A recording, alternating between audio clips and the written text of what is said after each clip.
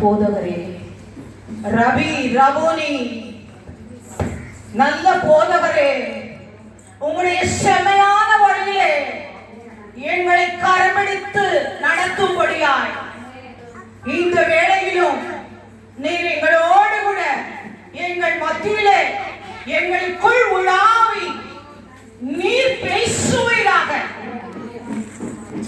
அப்போஸ்தலர் 1:8 வாசிக்கிறோமே, நீங்கள் எனக்கு சாட்சிகளாய் இருப்பீர்கள். கிறிஸ்துவை குறித்தும் அவருடைய சிலுவை பாடுகளை குறித்தும் அறிவிக்கும்படியாக தெரிந்து கொண்டீரே. இந்த வேளையிலும் இந்த சாட்சியிலே உம்முடைய நாமம் வெளியரங்கமாகட்டும். அடிமையை தரை மட்டும் தாழ்த்துகிறேன், வெறுமையாக்குகிறேன். மண்ணான வெறுமையான பாத்திரம், நீர் பேசும் லீதியாளின் இருதயங்களை திறந்த என் தேவனாகிய கர்த்தர், நல்ல நிலத்திலே விதைக்கப்பட்ட விதைகளாய் கேட்கிற ஒவ்வொன்றும் ஆண்டவரே, நிலமாகிய இருதயத்தில் விதையாகிய வசனம் சாட்சிகள் ஆவியும் ஜீவனாயும் கிரியை செய்யும்படியாய் உம்முடைய கரங்களில் பலிபீடத்திலே ஒப்புவிக்கிறேன், தாழ்த்துகிறேன். ஆமென், ஹல்லேலூயா. இந்த நாளிலும் கூட ஏசாயா தீர்க்கதரிசி 61ஆம் அதிகாரத்திலே 1 முதல் 3 வசனங்களில் குறிப்பிடப்பட்டிருக்கிற வார்த்தைகளை வாசித்து சாட்சிக்கு நேராய் கடந்து செல்ல விரும்புகிறேன். கர்த்தராகிய தேவனுடைய ஆவியானவர் என் மேல் இருக்கிறார். சிறுமைப்பட்டவர்களுக்கு சுவிசேஷத்தை அறிவிக்க கர்த்தர் என்னை அபிஷேகம் பண்ணினார். இருதயம் நொறுங்குண்டவர்களுக்கு காயம் கட்டுதலையும், சிறைப்பட்டவர்களுக்கு விடுதலையையும், கட்டுண்டவர்களுக்கு கட்டவிழ்த்தலை கூறவும், கர்த்தருடைய அனுக்கிரக வருஷத்தையும், தம்முடைய தேவனுடைய நீதியின் சரிக்கட்டுதலை நாளை கூறவும், துயரப்பட்ட அனைவருக்கும் ஆறுதல் செய்யவும், சீயோனிலே துயரப்பட்டவர்களை சீர்படுத்தவும், அவர்களுக்கு சாம்பலுக்கு பதிலாக சிங்காரத்தையும், துயரத்திற்கு பதிலாக ஆனந்த தைலத்தையும், ஒடுங்கின ஆவிக்கு பதிலாக துதியின் உடையை கொடுக்கவும் அவர் என்னை அனுப்பினார். ஆமென். உற்சாகமாய் கரங்களை தட்டுவோமா? ஓடத்தை பூமியையும் உண்டாக்கிய சர்வலோக நியாயாதிபதியாகிய கர்த்தர், அவர் சர்வ வல்லமையுள்ளவர், அவர் ஏற்றனாகிய தேவன், பூமியிலே என்னை அனுப்பினதற்கு ஒரு நோக்கம் உண்டு, முகாந்திரம் உண்டு. இந்த சித்தாமூர் கிராமத்திலும் இந்த நாளிலும் அழைத்து வந்ததற்கு, உங்கள் மத்தியிலே நிலை நிறுத்தினதற்கு, சாட்சியை பகர வைத்ததற்கு ஒரு நோக்கம் உண்டு, முகாந்திரம் உண்டு. ஹல்லேலூயா. இது மனிதனால் உண்டானதல்ல, இது தேவனுடைய ஈவு. விசுவாசிக்கிறவர்கள் ஆமென் என்று சொல்வீர்களா? ஆமென், ஹல்லேலூயா. தேவன் எதற்காக என்னை தெரிந்து கொண்டார்? எதற்காய்? ஏசாயா தீர்க்கதரிசி சொன்னது போல, கர்த்தருடைய ஆவியானவர் என் மேல் இருக்கும்படியாய் என்னை அபிஷேகம் பண்ணி கட்டுண்டவர்களுக்கு கட்டவிழ்த்தலை கூறத்தக்கதாக, நறுங்குண்ட இருதயத்தை தேற்றும்படியாக, சாம்பலுக்கு பதிலாய் சிங்காரத்தை கொடுக்கும்படியாக, ஆறுதலற்று கிடக்கிற, துயரப்பட்டு கிடக்கிற ஒவ்வொருவரையும், சிறையிருப்பில் இருக்கிறவர்களை சீர நீட்டுதலை கொடுக்கும்படியாக கர்த்தர் என்னை தெரிந்து கொண்டார். ஹல்லேலூயா. ஒரு காவல்துறையிலே பணியாற்றுகிற ஒருவருக்கு ஒரு பயிற்சி பயிற்சி தேவைப்படுமானால் என்னை உருவாக்க என் தேவனுக்கும் பயிற்சி தேவை. அப்போ நான் கட்டுண்டவளாய் காணப்படும் போதுதான், நான் கட்டவிழ்த்தலை என் தேவன் என்னிடத்தில் இருந்து என் கட்டுக்களை அவிழ்க்கும் போது நான் என் தேவனை மகிமைப்படுத்த முடியும், பிரஸ்தாபப்படுத்த முடியும். ஹல்லேலூயா. பக்தி வைராக்கியம் உள்ளவனை கர்த்தர் தனக்கென்று தெரிந்தெடுத்தார். ஹல்லேலூயா. கரங்களை தட்டி தேவனாகிய கர்த்தருடைய நாமத்தை மகிமைப்படுத்துவோம், பிரஸ்தாபப்படுத்துவோம். இயேசு ஜீவிக்கிறார். காணியாட்சிக்கு புறம்பாய் இருந்த, அந்நிய தேவர்களை வழிபட்டு கிடந்த, ஜாதி வைராக்கியத்தில் இருந்த, இந்து மதத்தில் இருந்த, குடும்பத்திலே முதற் பேரான முதற் சந்ததியாய் கர்த்தர் என் தாயின் கருவிலே என்னை முன்குறித்தார், என்னை அபிஷேகம் பண்ணினார், என்னை பூமிக்கு அனுப்பினார், தீர்க்கதரிசியாய் நிலைநிறுத்தினார். ஹல்லேலூயா. இது என்னால் உண்டானது அல்ல, இது தேவனாகிய கர்த்தருடைய ஈவு. என்னை பூமிக்கு அனுப்பினதற்கு என் தேவனுக்கு ஒரு நோக்கம் உண்டு, முகாந்தரம் உண்டு. உங்களை அனுப்பினதற்கும் ஒரு நோக்கம் உண்டு, முகாந்தரம் உண்டு. ஆகவே என் தேவனாகிய பிதாவின் சித்தம் குமாரனில் நிறைவேறினது போல இன்றைக்கு உங்களிலும் நிறைவேறத்தக்கதாய் தேவனாகிய கர்த்தர் உங்கள் மத்தியிலே என்னை நிலைநிறுத்தி இருக்கிறார். ஹல்லேலூயா. பலிபீடத்திலே என் சாட்சியை சொல்லுகிறது. இதுவே முதல் முறை. இதுவரைக்கும் என் தேவனாகிய கர்த்தருக்கு முன்பாய் நான் சாட்சியை அறிவித்ததில்லை. பாரம்பரிய இந்து குடும்பத்திலே கிறிஸ்தவர்கள் என்றாலே புறக்கணித்து, ஆகாதவர்கள் என்று அவளை தொட்டால் தீட்டு என்று சொல்லப்படுகிற 24 மணி தெலுங்கு செட்டியார் என்று சாதி வெறி பிடித்த குடும்பத்திலே பிறந்தவள். சபைக்கு போனது நிமித்தம் என்னை கொலை செய்யும்படியாக ஆட்களையும் அதற்குரிய கருவிகளையும் வைத்திருந்த இடங்களை என் தேவனாகிய கர்த்தர் தரிசனத்திலே வெளியரங்கமாக்கினார். உன் வீட்டாரே உன் சத்துருக்கள் என்று எழுதப்பட்ட வேதாகம வாக்கியங்களின்படியாக என் வீட்டாரே எனக்கு சத்ருவாய். ஒரே நாளிலே யோபு எல்லாவற்றையும் இழந்தது போல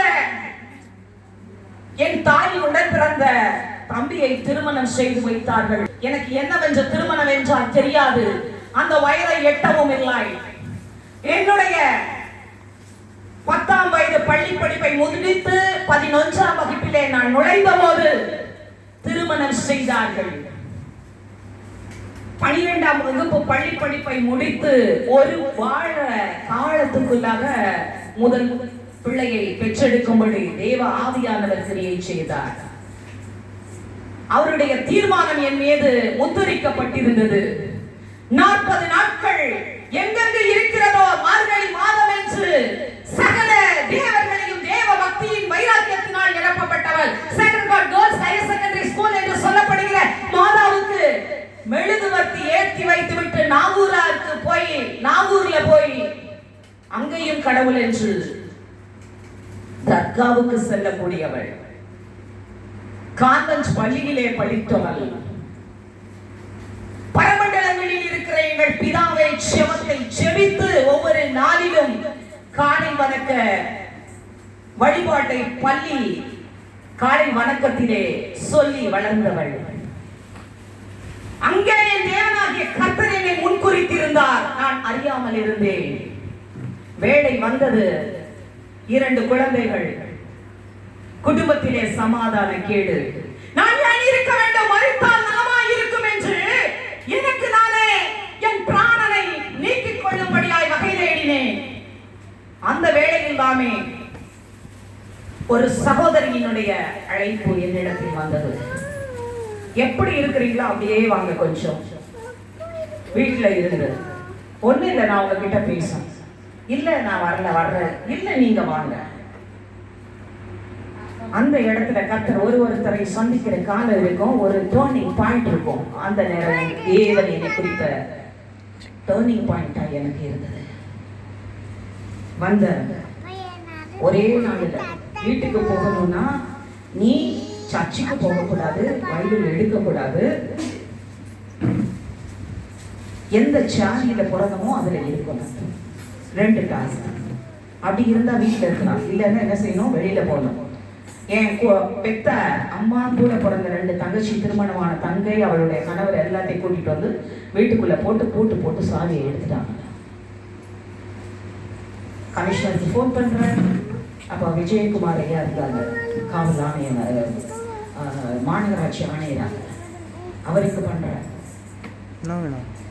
அப்போ இது குடும்ப காரியம் 100க்கு பண்ணி, அதுக்கப்புறம் அவங்க வந்து உள்ள இருந்து வெளியே எடுத்துட்டு வந்தாங்க என்ன அறையில இருந்து. அடுத்து இவ வந்து நகையை கழற்றா. புருஷன் உயிரோட இருக்கும்போது யாரோ இவளுக்கு ஏதோ பண்ணிட்டாங்க. இவ இந்த மாதிரி அலையிறா, யார் சொன்னாலும் கேட்கறது இல்லை, அடிக்கிறது, எவ்வளவு காரியங்களோ. ஆனா ஒரு குடிகாரனுக்கு அந்த நேரம், குறிக்கப்பட்ட நேரம் வந்த போது அங்க என்ன கிடைக்கும், யார் அடிப்போம், எதை திருடுவோம், எந்த சாக்கடைக்குள்ள விழுவோம். ஆனா மறுநாள் அந்த சூடு சொரணை எதுவுமே இருக்காது. திரும்பவும் என்ன பண்ணுவான், அதை எப்படியாவது அந்த வேலைக்கு அதை குடிக்கும்படியா பணத்தையோ பொருளையோ எடுத்து மனைவி பிள்ளைகளை அடிச்சு எந்த இடத்துல விழுந்து கிடந்தமோ அந்த அவமான அச்சு போய் திரும்ப. அவனுக்குள்ள ஒரு ஆவிக்குறியை செய்யறது போல எனக்குள்ள ஒரு தேவனுக்கான பக்தி வைராக்கியம் எழுத ஆரம்பிச்சு. வீட்டை விட்டு வெறும் 4 துணியோட எடுத்துட்டு கிளம்புனேன். அப்புறம் எவ்வளவோ பேர் சமாதானத்துக்காக போனாங்க. அப்பவும் அவங்க வரல. அவங்க வீட்டில் இருக்க திங்ஸ் எல்லாம் எடுத்துட்டு வந்தாங்கன்னா வந்துருவாங்கன்னு மாசத்துல அப்பவும் வரல. அப்ப தனிமையில ஒரு 15 ஆண்டுகளாக நானும், எவன் ஒருவன் என் நாமத்தின் நிமித்தம் தன் சொந்த சகோதரனையாவது குடும்பத்தையாவது மனைவியாயாவது இருந்தானாகின் பரலோகத்தில் அவனுக்கு பலன் மிகுதியாயிருக்கும் என்ற வாக்குத்தத்தம் நிறைவேறத்தக்கதாய் 15 ஆண்டு காலமாய் என் தேவனாகிய கர்த்தர் என்னோடு இருந்து எனக்கு பிழைப்பூட்டுகிற இந்த வேத வாக்கியங்கள் எம்ஃபில் பண்ண எனக்கு இந்த வேதாகமத்தை திறந்தால் ஒவ்வொரு எழுத்துக்களும் 2 தெரியும். இதோ இதில் ஏதோ ஆழம் இருக்கிறது என்று அதற்குள் எழுதி தேடி பேதமை போல் வாழ்ந்து கற்றுக்கொண்டேன் இந்த வேத எழுத்துக்களை.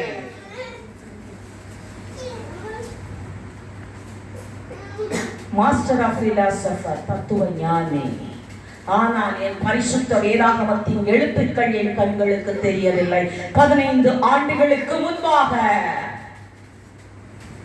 இதில் ஏதோ மறைபொருள் இருக்கிறது. எங்கெல்லாம் கன்வென்ஷன் கூட்டம் இருக்கிறதோ அங்கெல்லாம் பைத்தியக்காரிய போக ஆரம்பிச்சேன்.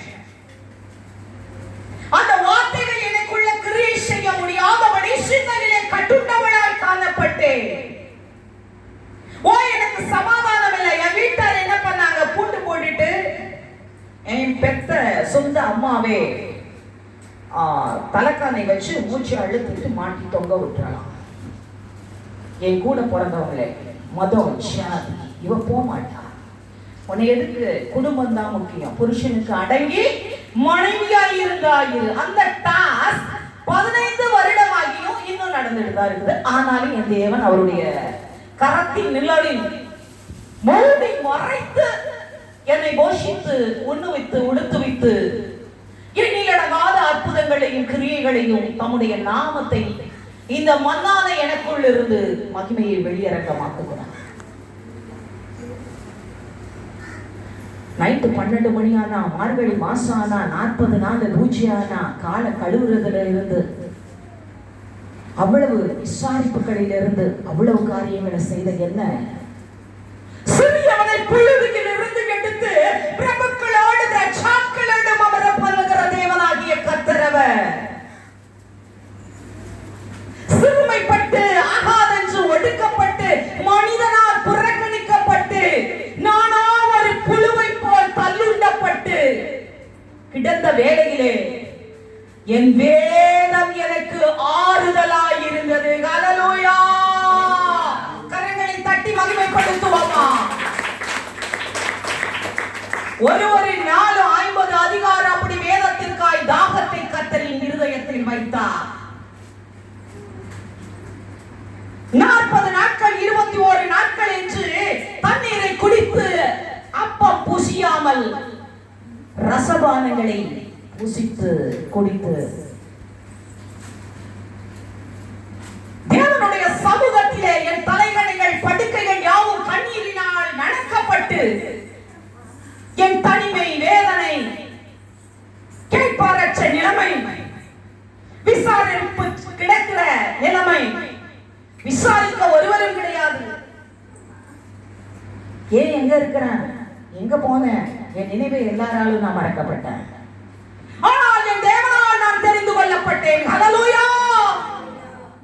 அவர் முன்குறிக்கப்பட்ட தீர்மானங்கள் என்னிலே நிறைவேறும்படியாய் கர்த்தர் என்னை தெரிந்து கொண்டார், என்னை அபிஷேகித்தார், என்னை அனல் மூட்டினார். திருஷ்டாந்தரங்களிலே, சொப்பனங்களிலே, தரிசனங்களிலே, வெளிப்பாடுகளிலே தன்னை வெளியரங்கமாக்கினார். தேசத்திலே சம்பவிக்கிற காரியங்களை திருஷ்டாந்தரங்களிலே வெளிப்படுத்த சித்தமானார். தேவன் தம்முடைய விசேஷித்த ஆவியினால் நிரப்பினார். ஜெப வல்லமையினாலும், விண்ணப்பத்தின் ஆவியினாலும், மன்றாட்டின் ஆவியினாலும், கண்ணீரின் ஆவியினாலும் என்னை நிரப்பினார். அவருடைய ஆத்தும பாரத்தை என் இருதயத்திலே வைத்து வைத்தார். எனக்கு உலகம், உற்றார், உறவினர், என் குடும்பம் எல்லாம் மறந்து போயிற்று. என் தேசத்திற்காய் நான் துக்கித்து அழுது புலம்பலானேன். ஊழியம் என்று, சபை என்று, சபையிலும் நாட்கள் வந்தது. கர்த்தர் அங்கேயும் ஒரு சில வல்லமைகள், மனித வல்லமைகள் கிழித்தார், பிரித்தார். அந்தோ விசனமாயிருந்தது. அதுக்கு பின்புதான் தெரிந்தது, என் தேவன் எனக்காய் ஒரு தனியான ஒரு ஊழியத்தை வைத்திருக்கிறார் என்று, என்னை பிரித்திருக்கிறார், என்னை வேறுபடுத்தியிருக்கிறார் என்று. என்னை உருவாக்கிய ஊழியர்களுக்காய் துதிக்கிறேன், ஸ்தோத்தரிக்கிறேன். ஹல்லேலூயா. மறைந்த சமீபத்திலே அருமையான அப்பா, என் அன்புக்குரிய ஷாம் சகோதரி அவர்கள் என்னை அநேகமாய் உருவாக்கினார்கள். அவர்களுடைய சபையிலே, அவருடைய போதனையிலே நான் படிப்பிக்கப்பட்டேன், வளர்க்கப்பட்டேன். ஒரு பைத்தியக்காரியை போல் முதலாவது எனக்கு கர்த்தர் கொடுத்த ஊழியம் ஒரு நாளைக்கு 1 மணி நேரம் ஜெபிப்பது. அதுல ஷெட்யூல்டு போட்டு கொடுத்தாங்க. நம்ம தேவன் ஒழுங்கும் கிரமமுமான தேவன். 1 மணி நேரம் ஊழியத்திற்காய் செவி, திங்கட்கிழமை, செவ்வாய்க்கிழமை ஊழியங்களுக்காய் செவி. இதுதான் என்னுடைய ஆரம்பம். அடுத்ததாக கர்த்தர் அடுத்த சில நாட்களிலே கைப்பிரதி ஊழியத்தை கொடுத்தார். ரயில் நிலையங்களிலே 1 மணி நேரம் நின்னா 1000 டிராக்ஸ் கொடுப்பேன். என்னோட கோல் சார்ஜ் 15000 டிராக்ஸ் மாசத்துக்கு. அடுத்தபடியாய் மருத்துவமனை ஊழியங்களுக்கு சொல்ல ஆரம்பித்தேன். ஐயோ, எனக்கு பலவீனம், எனக்கு என்னன்னு தெரியாது, ஜெபிக்க தெரியாது, நான் எப்படி சொல்லுவேன்? கர்த்தர் சொன்னா, பலவீனத்திலே என் பலன் பூரணமாய் விளங்கும். ஹல்லேலூயா. அங்க போவேன். கிரகிக்க முடியாத பெரிய காரியங்களை, நான் எண்ணி முடியாத அதிசயங்களை செய்கிற தேவனாகிய கர்த்தர் பராக்கிரமசாலியா என்னோடு கூட இருந்தார். ஹல்லேலூயா. அப்படி காவி வஸ்திரம் போட்டு கமெண்டால வச்சு இப்படி வச்சிருப்பாரு, முடியெல்லாம் போட்டு. எங்க கார்டியோ டிபார்ட்மெண்ட்ல ஒரு வாரத்துக்கு ஒரு ஃப்ளோர் அப்படியே முடிச்சிருவேன். அந்த ஒரு வாரத்துக்கு ராஜீவ் காந்தி ஹாஸ்பிட்டல்ல ஒரு ஃபுல்லா எல்லா வார்டும் முடிச்சிருவேன், எல்லா பில்டிங்கும் முடிச்சிருவேன். நியூரோல இருந்து கார்டியோல இருந்து. கார்டியோக்கு போனா ரொம்ப ஸ்பெஷலா இருக்கும், இன்ட்ரெஸ்டிங்கா இருக்கும். உள்ள நுழைச்ச உடனே எப்படி போட்டு உட்கார்ந்து, உடனே நான் கையில வெறும் எண்ணெய் பாட்டில் வச்சிருப்பேன், என் கையில வேற எதையோ வச்சுட்டு அந்த மாதிரிலாம் என்னை பார்க்கறதுக்கு ஊழியம் அந்த மாதிரிலாம் போவேன். ஜனத்தோட ஜனமா போயிட்டு எண்ணெயை எடுத்தேன், வச்சேன், செபிச்சேன். கர்த்தரோட ஆவியானவர் சொல்லுகிறார், மனைவி பிள்ளைகளின் நிமித்தம் நிந்திக்கப்பட்டு துக்கிக்கப்பட்டு நீங்க தனிமையில தள்ளப்பட்டு வேதனை நிமித்தம் புறக்கணிக்கப்பட்டு நீங்க இங்க வந்திருக்கீங்க சொன்ன. தேவ ஜனத்துக்கு விரோதமா, தேவனுக்கு விரோதமா, பரத்துக்கு விரோதமா ஏதோ ஒரு காரியங்களை இப்போ நீங்க செய்து கொண்டிருக்கிறீங்க, அதனால உங்கள் இருதயம் பாதிக்கப்பட்டிருக்கிறது. அவர் கண்ணீர் விட்டார். அவருக்கு சிஷ்யர் ஒருத்தர், அவரு காவி வஸ்திரம் போட்டு அது மாதிரியே இருந்தார். அவர் சொன்னார், ஆமா, நான் வாழுகிற பகுதி அது, என்னுடைய அம்மா வாழ்ந்த பகுதி. சுருளி கேள்விப்பட்டிருப்பீங்க, தேனி கப்பம் ஓடி அந்த பக்கம் இருந்தீங்கன்னா தெரியும். அங்க நாங்க வந்து கிறிஸ்தவர்களுக்கு விரோதமா 40 நாட்கள் யாகம் பண்ணிட்டு இருந்தோம். 2வது நாள் எனக்கு இந்த மாதிரி வந்துடுச்சு, இந்த மாதிரி இருக்கிறவங்க எல்லாம் நாங்க கூலி பண்ணிட்டு இருந்தோம். அந்த நாள் தான் நான் மீட் பண்ணேன். அப்போ அவருடைய காரியத்தை, என் தேவன் இயேசு மெய்யான தேவன், ஏற்றுக்கிறீங்களா? ஒத்துக்கிறாங்க. என்னுடைய குடும்பத்தார் மத்தியிலும் கர்த்தர் அநேக சாட்சிகளை செய்தார். என்னுடைய அம்மாவுக்கு கண் இவன் மூட முடியாது, வாய் ஒரு பக்கம் திரும்பிக்குச்சு. அவங்க ஹாஸ்பிட்டலில் தான் ஒர்க் பண்ணாங்க, இப்போ ரிட்டையர்ட் ஸ்டாஃப். டாக்டர் சொன்னது வலது பக்கம் தண்ணி ஊற்றினா இடது பக்கம் வரும், கண்ணு இவன் மூட முடியாது. அவங்களுக்கு எமோ சொன்னது என்னன்னா, நீங்கள் வந்து பலூன் ஊதணும் 5 ரூபாய். கட்டில் உட்காந்து 60 வயசில் அந்த அம்மா பலூன் ஊதிட்டு, அப்புறம் பார்த்தீங்கன்னா கை வச்சு செவிச்ச உடனே 2 ஆவிகள் அவங்கள விட்டு போனதும் அவங்களே இதை பார்க்குறேன், இங்கே இருந்து இது போகுதுன்னு என்கிட்ட சொன்னாங்க. அப்பவும் ஞானஸ்நான சத்தியத்துக்கு கீழ்ப்படிவாங்களான்றது, உனக்குள்ள ஏதாவது ஒரு ஆவி இருக்கு, ஆனா நான் என்ன செய்ய மாட்டேன், எதுல பிறந்தனா அதுலதான் சாமம். கர்த்தர் அப்படிதான் சேற்றிலிருந்து என்ன செஞ்சார், தூக்கினார், புடமிட்டார், உருவாக்கினார். மருத்துவமனை ஊழியம், கிராமங்களுக்கு அநேக இடங்களுக்கு கர்த்தர் பயன்படுத்தினார். ஒரு சில நாட்கள் போனது, பிசாசு என்ன பண்ணா, காலில் எலும்பு முறிவை கொண்டு வந்தான் வீட்டார் மூலமாவே. அதுக்கப்புறம் கடற்கரை ஊழியர்கள் அந்த மாதிரி போக ஆரம்பிச்சேன். இப்போ கர்த்தருடைய கிருபையில ஃபேஸ்புக்ல, லைவ்ல, யூடியூப்ல, ட்விட்டர்ல, ஸ்கைப்ல, இன்ஸ்டாகிராம்ல கொடுக்க கர்த்தருடைய ஆவியானவருடைய கிருபை. ஏன்? கர்த்தர் என்னை அழைத்திருக்கிறார், கர்த்தர் என்னை தெரிந்து கொண்டார், கர்த்தருடைய அபிஷேகம் என் மேல் இருக்கிறது. ஹல்லேலூயா! இந்த ஊழியம் கர்த்தர் கொடுத்தது. கர்த்தர் என்னை முன்குறித்தார், தெரிந்து கொண்டார், அழைத்தார். அவருடைய காரியங்களை, கிரியைகளை மன்னானை எனக்குள்ள இருந்து மகிமைப்படுத்திக் கொண்டிருக்கிறார். கர்த்தருடைய நாமம் மகிமைப்படுவதாக. இன்றைக்கு உங்களை அழைத்ததற்கு ஒரு நோக்கம் உண்டு, முகாந்திரம் உண்டு. நான் பிஸி, எனக்கு செவிக்க நேரம் இல்லை, கர்த்தர் என்ன ஊழியத்துக்கு அழைக்கல, எனக்கு என்ன ஊழியம் செய்வது தெரியல. உட்கார்ந்து அழிந்து போகிற ஆத்துமாக்களுக்காக, உங்களுக்காக ஜெபிக்கிறத வச்சுட்டு பிறருக்காக, தேசத்துக்காக, சபைக்காக, உச்சாரிக்காக அழிந்து போகிற ஆத்துமாக்களுக்காய் நீங்கள் ஜெபிக்க ஆரம்பியுங்கள். கர்த்தருடைய மெல்லிய சத்தத்தையும் பிரசன்னத்தையும் நீங்கள் உணர்வீர்கள். அப்பொழுது மழை போல் இருக்கிற உங்களுடைய பிரச்சனைகள் பனி போல நீங்கி போகும். ஹல்லேலூயா! கர்த்தர் இந்த சாட்சியை ஆசீர்வதிப்பாராக.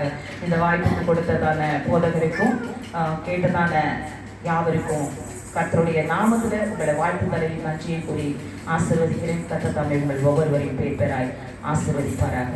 God bless you.